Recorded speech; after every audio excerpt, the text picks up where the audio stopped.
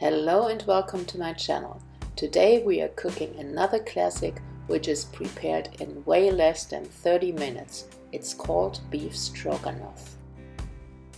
Beef Stroganoff is a famous Russian dish consisting of stripes of beef tenderloin served with a sauce of onions, pickles, white wine, vegetable broth and sour cream. I season the dish with salt, sweet paprika powder and pepper. The beef fillet stripes are cut from the tip of the beef tenderloin. When you cut it, just be aware that you cut the stripes vertical to the meat fibers. One more thing, take the meat out 1 hour before you start cooking. That prevents the meat from getting shocked when you fry it. Since I still had a single beetroot in my fridge, I'm going to add it as well. Instead, you could also use mushrooms. I cut the onion, the gherkins and the beetroot into very fine cubes, and that's all we need for preparation. And now we can go onto the pan and start frying the meat stripes. Before I put them in the hot pan, I salt them well. The oil should be very hot, just before the smoking point at 180 degrees of Celsius or 340 degrees of Fahrenheit. This causes the pores to close immediately and the fillet stripes remain juicy on the inside. If you want your fillet stripes medium, you should cut them into bigger pieces. The frying itself happens to be very fast. Not even a minute goes by until I start to turn the stripes one by one.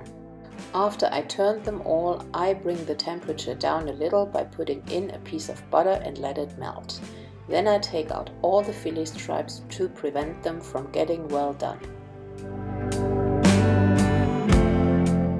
Then I reduce the temperature to 60% and I put in the onions, the gherkins and the beetroot and let it fry for 3 to 4 minutes.